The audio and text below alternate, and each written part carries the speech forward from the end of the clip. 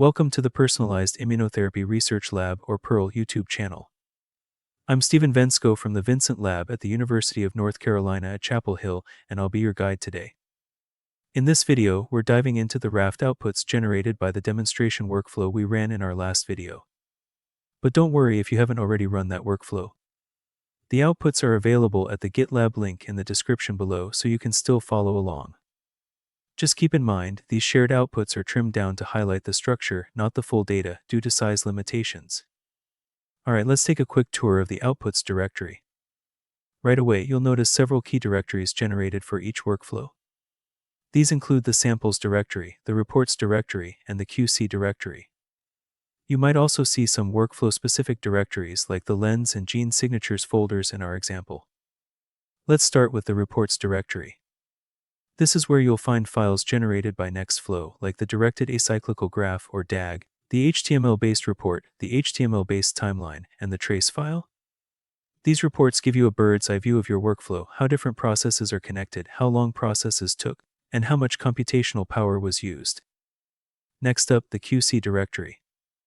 This folder includes outputs from tools that assess the quality of your input samples. The organizational structure here is important, because other directories like the samples and lens directories follow a similar layout.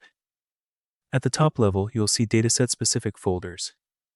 In our case, we have Hugo Low EPERS 2016, which contains info for patient 01, and a Fagerberg Mole Cell Proteo 2014 folder, which holds outputs for our tissue-matched normal RNA sample.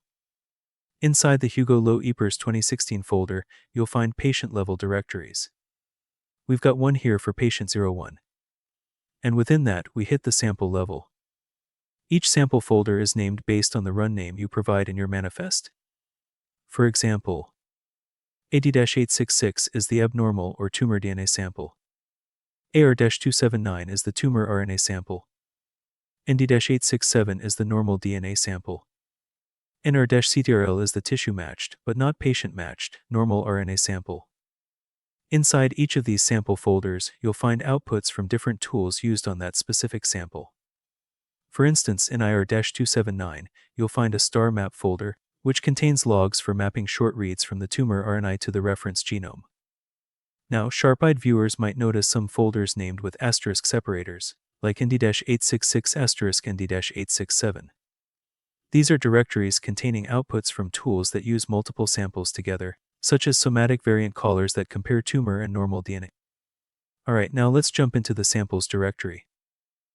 Here you'll find outputs from a wide range of tools.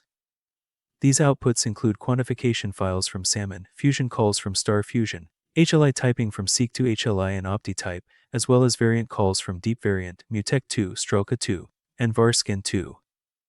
We won't go over every single file in this video, but just know that Lens generates many useful intermediate files for downstream analysis. A few key ones are listed on the screen now. Lastly, let's check out the Lens directory. The main file to look for here is the Lens report, a tab-separated file generated for each sample group per patient. We'll talk more about groups in a future video, but for now, just know that a group consists of a set of samples for a given patient. And that's a wrap on our quick overview of the RAFT outputs directory. In the next video, we'll take a closer look at the actual Lens report generated by the demo workflow. Thanks so much for watching. If this video was helpful, don't forget to like, subscribe, and click that notification bell so you don't miss what's coming next from PEARL. Got questions or want a deep dive into a specific RAFT feature? If so, drop a comment below, we'd love to hear from you. Until next time, take care and happy analyzing.